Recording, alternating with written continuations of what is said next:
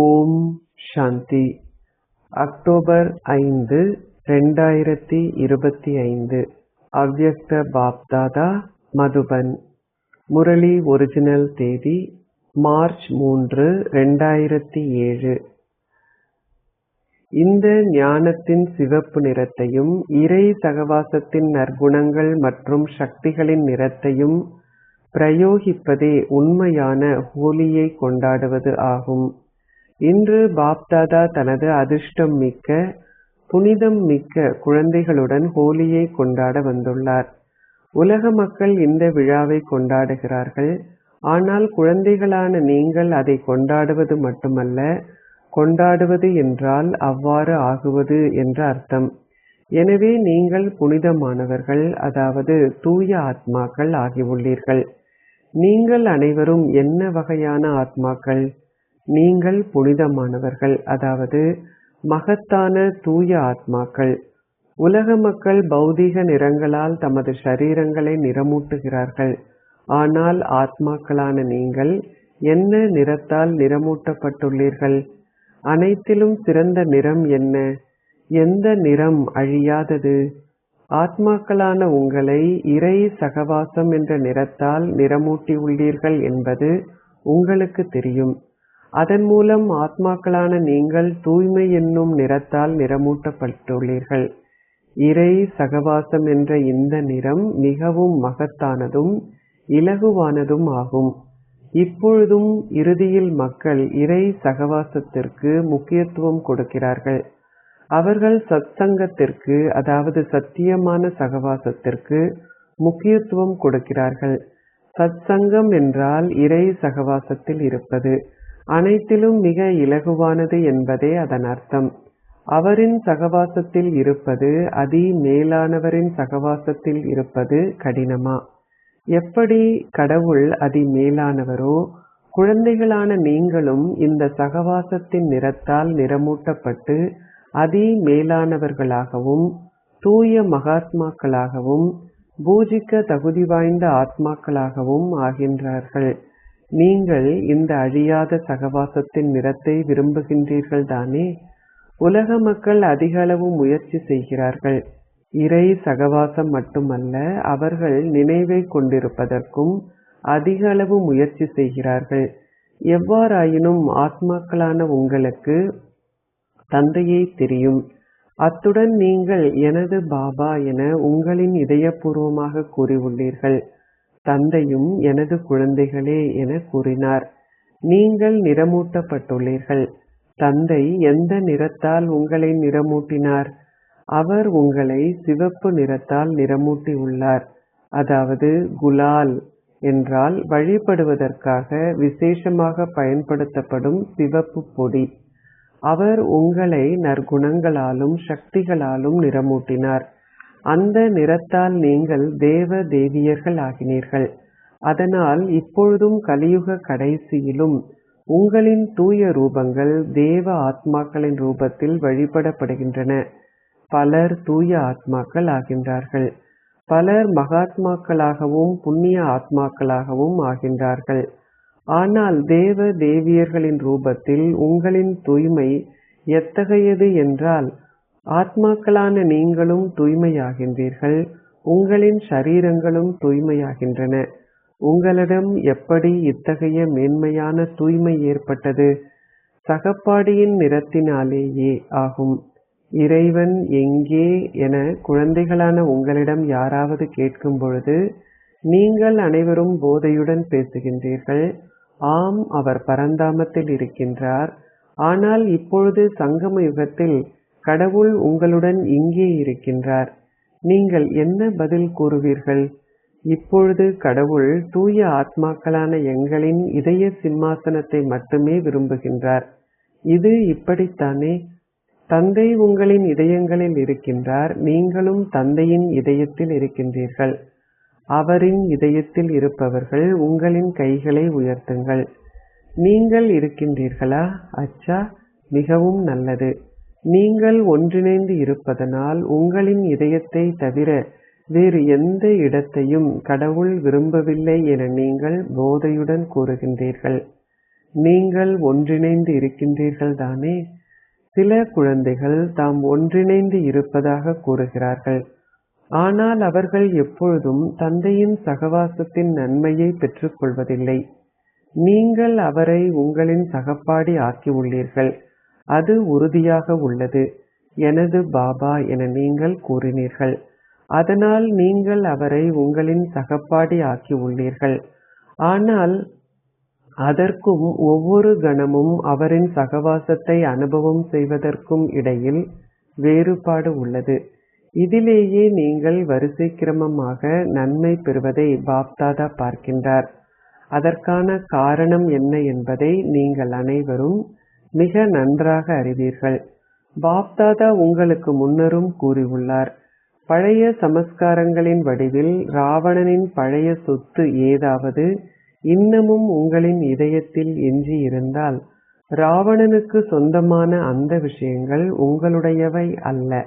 அவை வேறு ஒருவருக்கு சொந்தமானவை. உங்களுக்கு சொந்தமான எதையும் நீங்கள் ஒருபொழுதும் உங்களுடன் வைத்திருக்க மாட்டீர்கள். உங்களுக்கு சொந்தமற்ற எதையும் நீங்கள் ஒருபொழுதும் உங்களுடன் வைத்திருக்க மாட்டீர்கள். நீங்கள் அதை கொடுத்து விடுவீர்கள். எவ்வாறாயினும் பாப்தாதா பார்த்திருக்கின்றார். அத்துடன் குழந்தைகள் தமது இதயபூர்வமான உரையாடல்களின் போது கூறுவதையும் கேட்டிருக்கின்றார். பாபா, நான் என்ன செய்வது?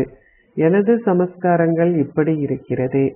எனது சமஸ்காரங்கள் என சொல்லும் வகையில் அவை உங்களின் சமஸ்காரங்களா? இது எனது பழைய சமஸ்காரம், எனது பழைய சுபாவம் என கூறுவது சரியா? இது சரியா? இப்படி கூறுவது சரி என்று நினைப்பவர்கள் உங்களின் கைகளை உயர்த்துங்கள். உங்களின் எவரும் கைகளை உயர்த்தவில்லை. அப்படியென்றால் ஏன் அப்படி கூறுகின்றீர்கள்? நீங்கள் அதை தவறுதலாக கூறுகின்றீர்களா? நீங்கள் மரணித்து வாழ்வதால் இப்பொழுது உங்களின் குடும்ப பெயர் என்ன? உங்களின் கடந்த பிறவியின் குடும்ப பெயர் உங்களுக்கு இருக்கிறதா? அல்லது பிகே என்பதே உங்களின் குடும்ப பெயரா? உங்களின் குடும்ப பெயர் என்று எதை எழுதுகின்றீர்கள்? பிகே அல்லது இன்னார் என்றா? இன்னார் என்றா? நீங்கள் மரணித்து வாழ்வதால் எப்படி பழைய சமஸ்காரங்கள் உங்களுடையதாகும்? பழைய சமஸ்காரங்கள் வேறு ஒருவருக்கு உரியவை. அவை உங்களுடையவை அல்ல. எனவே இந்த ஹோலியின் பொழுது நீங்கள் எதையாவது எரிப்பீர்கள் தானே? ஹோலியில் ஏதாவது எரிக்கப்படுகிறது. அத்துடன் அவர்கள் நிறமூட்டுகிறார்கள். எனவே இந்த ஹோலியில் நீங்கள் அனைவரும் எதை எரிப்பீர்கள்? எனது சமஸ்காரங்கள். பிராமண வாழ்க்கையின் அகராதியில் இருந்து இதை நீக்குங்கள். வாழ்க்கையும் ஓர் அகராதி தானே, இல்லையா? எனவே இப்பொழுது உங்களின் எண்ணங்களில் மட்டுமல்ல, உங்களின் கனவுகளிலும் கூட ஒரு பொழுதும் பழைய சமஸ்காரங்களை உங்களின் சமஸ்காரங்கள் என்று நினைக்காதீர்கள். இப்பொழுது தந்தையின் சமஸ்காரங்கள் எவையோ அவையே உங்களின் சமஸ்காரங்களும். உங்களின் லட்சியம் தந்தைக்கு சமமானவர் ஆகுவது என நீங்கள் அனைவரும் கூறுகின்றீர்கள் அல்லவா? எனவே நீங்கள் அனைவரும் உங்களின் இதயபூர்வமாக இந்த திட சங்கற்பமான எண்ணத்தை உங்களுக்கே சத்தியம் செய்துள்ளீர்களா? தவறுதலாக கூட எனது என ஒரு பொழுதும் கூறாதீர்கள். எனது எனது என நீங்கள் கூறும்பொழுது அந்த பழைய சமஸ்காரங்கள் தமது அனுகூலத்தை எடுத்துக் கொள்கின்றன. எனது என நீங்கள் கூறியதும் அவை உங்களுடனேயே குடியேறி விடுகின்றன. அவை உங்களை விட்டு செல்வதில்லை. பாப்தாதா உங்கள் அனைவரையும் எந்த ரூபத்தில் காண விரும்புகின்றார்? உங்களுக்கு இது தெரியும். நீங்கள் அதை ஏற்றுக்கொண்டும் இருக்கின்றீர்கள். ஒவ்வொரு குழந்தையும் நெற்றியின் சிம்மாசனத்தில் அமர்ந்தவராக ஒரு சுயராஜ்ய அதிகாரம் உள்ள சுயராஜ்ய அதிகாரி குழந்தையாக இருப்பதையே பாப்தாதா பார்க்க விரும்புகின்றார். தங்கியிருக்கும் குழந்தையாக அல்ல.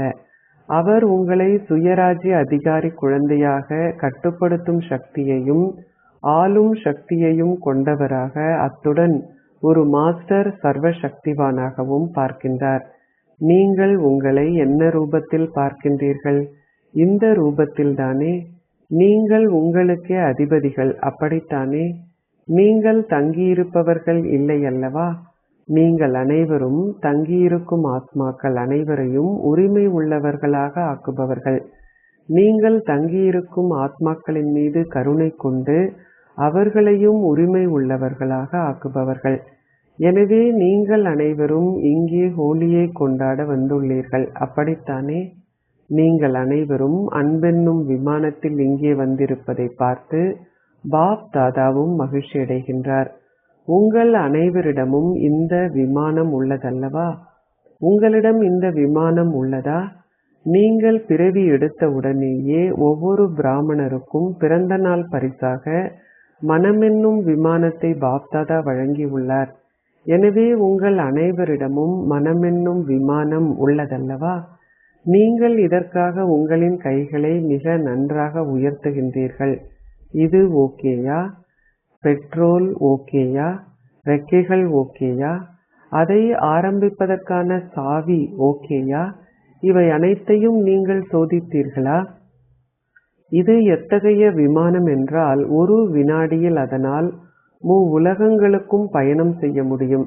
தைரியம் மற்றும் ஊக்கம் உற்சாகம் என்ற 2 ரெக்கைகளும் நன்றாக இருந்தால் ஒரு வினாடியில் அதை ஆரம்பிக்க முடியும். அதை ஆரம்பித்து வைப்பதற்கான சாவி என்ன? எனது பாபா என்பதாகும். நீங்கள் என்னுடைய பாபா என கூறிய உடனேயே உங்களின் மனம் எங்கே அடைய வேண்டும் என நீங்கள் விரும்புகின்றீர்களோ அங்கே சென்று அடைந்துவிடும். 2 ரெக்கைகளும் நன்றாக இருக்க வேண்டும். நீங்கள் ஒருபொழுதும் தைரியத்தை இழக்கக்கூடாது. ஏன்? பாப்தாதாவின் சத்தியமும் ஆசீர்வாதமும் என்னவென்றால், நீங்கள் தைரியமாக ஓரடி எடுத்து வைக்கும் பொழுது தந்தை 1000 அடிகளுடன் உங்களுக்கு உதவி செய்வார்.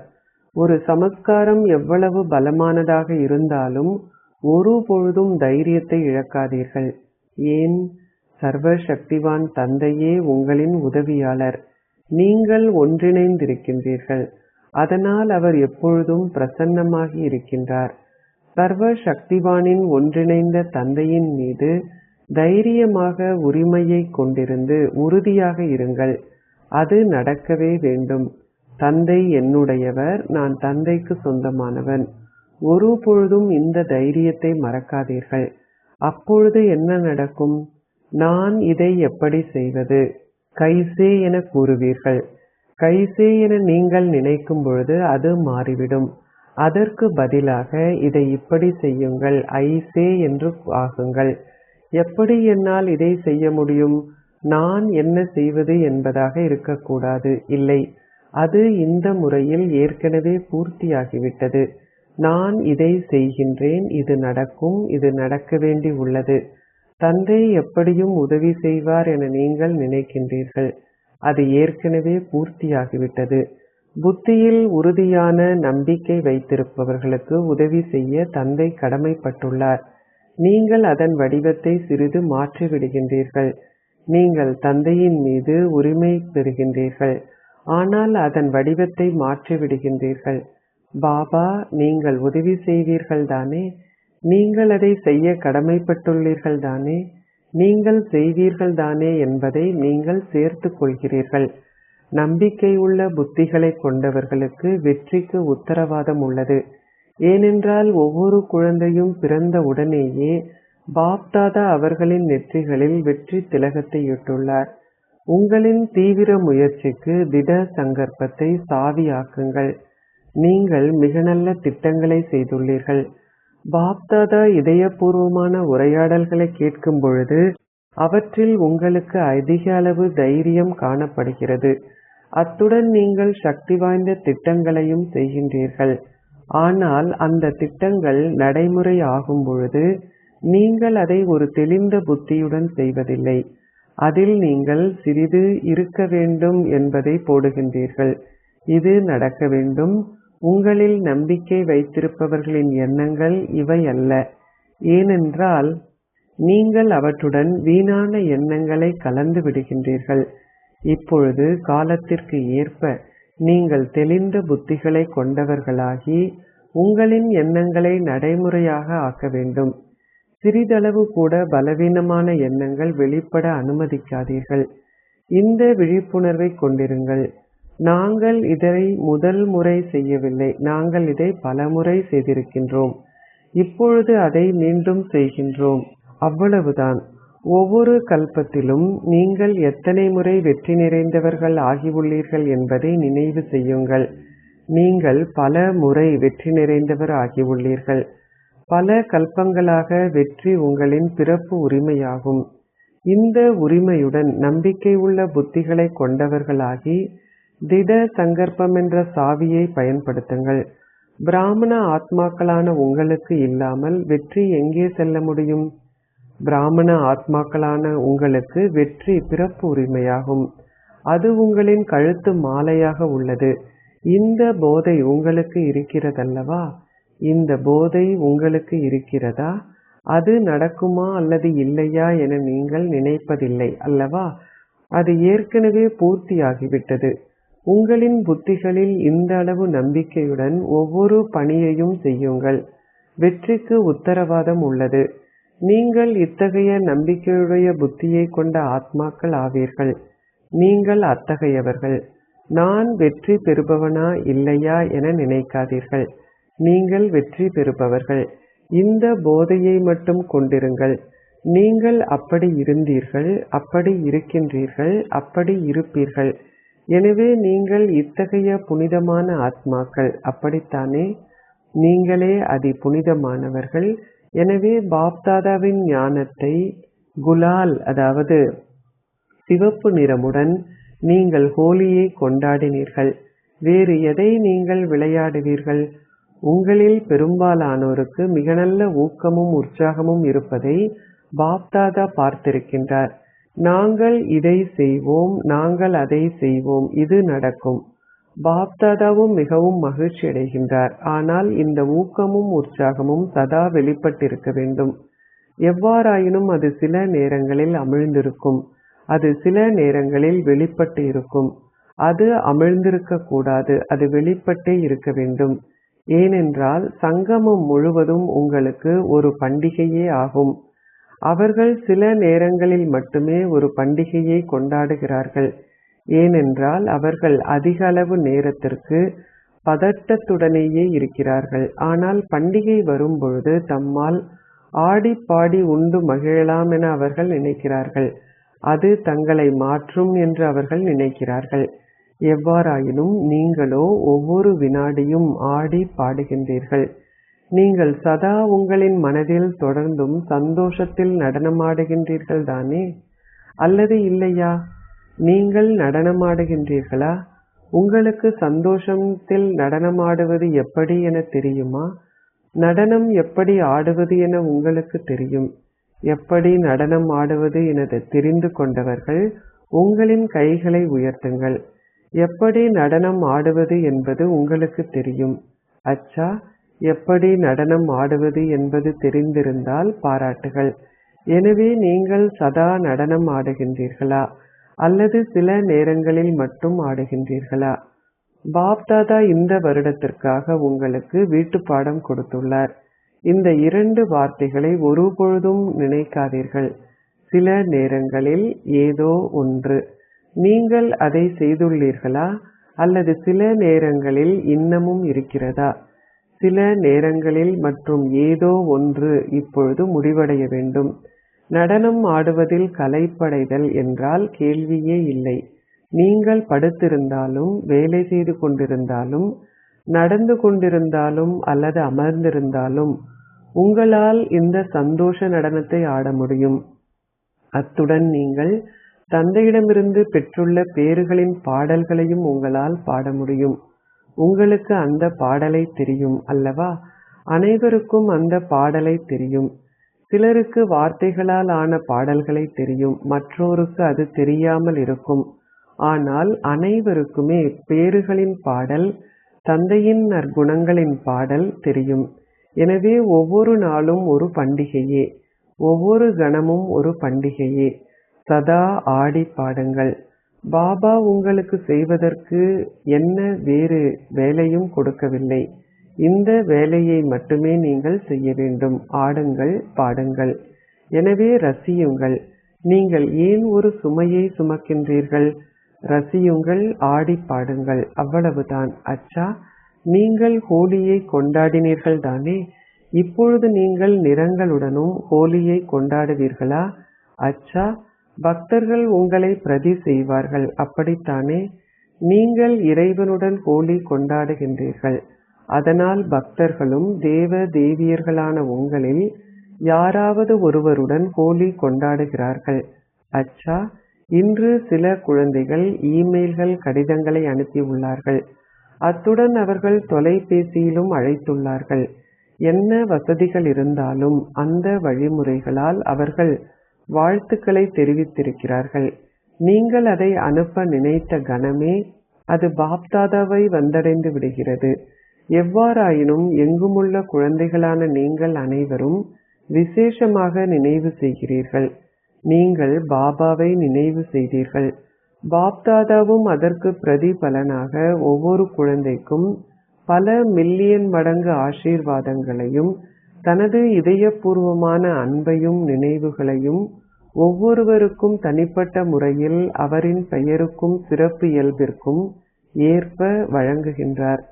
டிரான்ஸ் செய்தியாளர் ஒருவர் பாபாவிடம் செல்லும் பொழுது ஒவ்வொருவரும் தனிப்பட்ட முறையில் தனது நினைவை வழங்குவார்கள். டிரான்ஸ் செய்தியாளரின் மூலம் நினைவை அனுப்பாதவர்களின் நினைவும் பாப்தாதாவை வந்தடைகின்றன. இதுவே இறை அன்பின் சிறப்பியல்பாகும். இந்த ஒவ்வொரு நாளும் மிகவும் அழகானவை. நீங்கள் கிராமங்களில் அல்லது பெரிய நகரங்களில் இருந்தாலும் கிராமங்களில் இருப்பவர்களின் நினைவும் அவர்களிடம் வசதிகள் இல்லாத பொழுதும் தந்தையை வந்தடைகின்றன. ஏனென்றால் தந்தையிடம் பல ஆன்மீக வசதிகள் உள்ளன. அச்சா, இன்றைய உலகில் மருத்துவர்கள் அனைவரையும் மருந்து எடுப்பதை நிறுத்திவிட்டு அதற்கு பதிலாக தேக அபியாசம் செய்ய கூறுகிறார்கள். பாப்தாதாவும் கூறுகின்றார், போராடுவதை நிறுத்துங்கள், சிரமப்படுவதை நிறுத்துங்கள். நாள் முழுவதும் அவ்வப்போது 5 நிமிடங்களுக்கு உங்களின் மனதை அபியாசம் கொடுங்கள். 1 நிமிடம் அசரீரியானவர் ஆகுங்கள். 1 நிமிடம் தேவதை ஆகுங்கள். 1 நிமிடத்திற்கு சகலகலா வல்ல சேவையாளர் ஆகுங்கள். ஒவ்வொரு முறையும் 5 நிமிடங்களுக்கு நாள் முழுவதும் இந்த மன அபியாசத்தை செய்யுங்கள். அப்பொழுது நீங்கள் என்றென்றும் ஆரோக்கியமானவர்களாக இருப்பதுடன் சிரமப்படுவதில் இருந்தும் பாதுகாக்கப்படுவீர்கள். இது சாத்தியம்தானே? மதுபனை சார்ந்தவர்களே, இது சாத்தியமா? மதுபனே அஸ்திவாரமாகும். மதுபனின் அதிர்வலைகள் தானாகவே எங்கும் சென்றடைகின்றன. மதுபனத்தில் ஏதாவது நடக்கும் பொழுது அது அடுத்த நாளே பாரதம் முழுவதிலும் உள்ள வெவ்வேறு இடங்களை சென்றடைகிறது. மதுபனில் பல வசதிகள் உள்ளன. அது நல்லதே. அல்லது ஏதாவது முயற்சியோ எதுவும் மறைந்திருக்காது. எனவே மதுபன் எதை செய்தாலும் அந்த அதிர்வலைகள் எங்கும் இயல்பாகவும் இலகுவாகவும் பரவும். முதலில் மதுபன் வாசிகள் வீணான எண்ணங்களை நிறுத்த வேண்டும். இது சாத்தியமா? நீங்கள் அனைவரும் முன்னால் அமர்ந்திருக்கின்றீர்கள் அல்லவா? மதுபன் வாசிகளே, உங்களின் கைகளை உயர்த்துங்கள். எனவே வீணானவை அனைத்தையும் முடிப்பதற்கு மதுபன் வாசிகளான நீங்கள் உங்களுக்கிடையே ஒரு திட்டத்தை செய்ய வேண்டும். பாப்தாதா உங்களின் எண்ணங்களை முடிக்க வேண்டும் என பாப்தாதா கூறவில்லை. ஆனால் வீணான எண்ணங்கள் அனைத்தையும் முடிக்கும்படியே கூறுகின்றார். அவற்றில் எவ்வித நன்மையும் இல்லை, துயரம் மட்டுமே உள்ளது. இது சாத்தியமா? மதுபன் வாசிகளான நீங்கள் உங்களுக்கிடையே ஒரு மீட்டிங்கை செய்து இதை செய்வோம் என உணர்பவர்கள் உங்களின் கைகளை உயர்த்துங்கள். நீங்கள் அதை செய்வீர்கள். நீங்கள் அதை செய்ய வேண்டும் என உணர்ந்தால் உங்களின் கைகளை உயர உயர்த்துங்கள். 2 கைகளையும் உயர்த்துங்கள். வாழ்த்துக்கள். பாப்தாதா தனது இதயபூர்வமாக உங்களுக்கு வாழ்த்துக்களை தெரிவிக்கின்றார். வாழ்த்துக்கள். மதுபனை சார்ந்தவர்களுக்கு தைரியம் உள்ளது. அவர்களால் தாம் விரும்பிய எதையும் செய்ய முடியும். மற்றவர்களையும் உங்களால் அதை செய்ய வைக்க முடியும். மதுபனின் சகோதரிகளும் இருக்கிறார்கள். சகோதரிகளே, உங்களின் கைகளை உயர்த்துங்கள். உங்களின் கைகளை உயர உயர்த்துங்கள். மீட்டிங் வையுங்கள். தாதிகளே, அவர்களுடன் ஒரு மீட்டிங் வையுங்கள். பாருங்கள், அவர்கள் அனைவரும் தமது கைகளை உயர்த்துகிறார்கள். இப்பொழுது கைகளின் கௌரவத்தை பேணுங்கள். அச்சா, தந்தை பிரம்மா இறுதி ஆசீர்வாதத்தை வழங்கினார். அஷரீரி, விகாரமற்றவர், அகங்காரமற்றவர். தந்தை பிரம்மாவின் இந்த கடைசி ஆசீர்வாதம் குழந்தைகளான உங்களுக்கு மிக பெரிய பரிசாக இருந்தது. எனவே ஒரு வினாடியில் தந்தை பிரம்மாவின் பரிசை உங்களின் மனதால் ஏற்றுக்கொள்ள முடியுமா? நீங்கள் தந்தையிடமிருந்து பெற்ற பரிசை உங்களின் நடைமுறை வாழ்க்கையில் சதா கொண்டு வருவீர்கள் என்ற திட சங்கற்பமான எண்ணத்தை உங்களால் கொண்டிருக்க முடியுமா? ஏனென்றால் ஆதி தேவரிடம் இருந்து பெற்ற பரிசு சிறியதோர் விஷயம் அல்ல. பிரம்மாவே முப்பாட்டனார் ஆவார். அவரிடமிருந்து பெற்ற பரிசு சிறியதோர் விஷயம் அல்ல. எனவே உங்களின் சொந்த முயற்சிகளுக்கு ஏற்ப இன்று ஹோலி என்றால் ஏற்கனவே நடந்தவை. ஹோலி, ஹோ கை, அதாவது அது நடந்து முடிந்து விட்டது என்ற எண்ணத்தை கொண்டிருங்கள். ஆனால் இப்பொழுதிலிருந்தே நீங்கள் இந்த பரிசை சதா வெளிப்படச் செய்து சேவைக்கான பிரதிபலனை தந்தை பிரம்மாவிடம் வழங்குவீர்கள். பாருங்கள், தந்தை பிரம்மா கடைசி நாள் வரை, கடைசி கணம் வரை சேவை செய்தார். இதுவே சேவை செய்வதிலும் குழந்தைகளாகவும் தந்தை பிரம்மாவின் அன்பின் அடையாளமாகும். எனவே தந்தை பிரம்மாவிற்கு பிரதிபலனை கொடுப்பது என்றால் உங்களுக்கு கொடுத்த பரிசை மீண்டும் மீண்டும் மீட்டல் செய்து அதை உங்களின் நடைமுறை வாழ்க்கையில் கடைபிடித்தல் என்று அர்த்தம். எனவே தந்தை பிரம்மாவின் மீதுள்ள அன்பிற்கான பிரதிபலன் நீங்கள் அனைவரும் உங்களின் இதயங்களில் இந்த திட சங்கற்பமான எண்ணத்தை கொண்டிருக்க வேண்டும். இதுவே தந்தை பிரம்மாவிடமிருந்து அன்பென்னும் பரிசிற்கான பிரதிபலனை கொடுப்பதாகும். அச்சா, எங்கும் உள்ள மிகுந்த சதுஷ்டசாலி மற்றும் அதி புனிதமான குழந்தைகள் அனைவருக்கும் திட சங்கற்பமான எண்ணங்களின் சாவியை நடைமுறை ரூபத்தில் எப்பொழுதும் போடுகின்ற தைரியசாலி குழந்தைகளுக்கும் வெவ்வேறு வகையான சேவைகளை செய்வதில் சதா தமது மனதை மும்முரமாக வைத்திருப்பவர்களுக்கும் ஒவ்வொரு அடியிலும் பல மில்லியன்கள் வருமானத்தை சம்பாதிக்கும் குழந்தைகளுக்கும் தமது உற்சாகத்தை ஒவ்வொரு நாளும் பேணுவதுடன் ஒவ்வொரு நாளையும் ஒரு பண்டிகையாக கொண்டாடுபவர்களுக்கும் சதா சந்தோஷ பாக்கியத்தை கொண்டிருக்கும் குழந்தைகளுக்கும் பாப்தாதாவின் அன்பும் நினைவும் நமஸ்தேயும். ஆசீர்வாதம். நீங்கள் சதா ஆத்ம உணர்வுடையவராகி அன்பை அனுபவம் செய்வதன் மூலமும் அன்பில் திளைத்திருக்கும் ஸ்திதியை கொண்டிருப்பதன் மூலமும் அனைத்தையும் மறப்பீர்களாக. உங்களின் விழிப்புணர்விலும் உங்களின் ஸ்திதியிலும் அன்பு இருக்க வேண்டும். அதனால் உங்களின் செயல்கள், வார்த்தைகள், தொடர்புகள், உறவு முறைகளில் நீங்கள் அன்பில் திளைத்திருப்பீர்கள். அப்பொழுது நீங்கள் மற்ற அனைத்தையும் மறந்து ஆத்ம உணர்வு உடையவர்கள் ஆகுவீர்கள். அன்பானது தந்தையுடன் உங்களை ஒரு நெருக்கமான உறவு முறையில் கொண்டு வருவதுடன் உங்களை ஒரு முழுமையான துறவியாகவும் ஆக்கும். அன்பென்னும் இந்த சிறப்பு இயல்பாலும் அன்பில் திளைத்திருக்கும் இந்த ஸ்திதியாலும் உங்களால் ஆத்மாக்கள் அனைவருடைய பாக்கியத்தையும் அதிர்ஷ்டத்தையும் வெளிப்படச் செய்ய முடியும். இந்த அன்பே அதிர்ஷ்ட பூட்டின் சாவியாகும். இதுவே மாஸ்டர் சாவி. இந்த சாவியால் உங்களால் எந்த ஒரு அபாக்கியசாலி ஆத்மாவையும் பாக்கியசாலியாக ஆக்க முடியும். ஸ்லோகம். உங்களின் சொந்த மாற்றத்திற்கான கணத்தை நீங்கள் நிச்சயம் செய்யும் பொழுது உலக மாற்றம் தானாகவே நடக்கும். அவ்யக்த இஷாரா. தனக்காகவும் மற்ற அனைவருக்காகவும் மனதின் மூலமாக யோகத்தின் சக்திகளை பரிசோதனை செய்யுங்கள். மனதின் சக்திக்கான கண்ணாடி உங்களின் வார்த்தைகளும் செயல்களும் ஆகும்.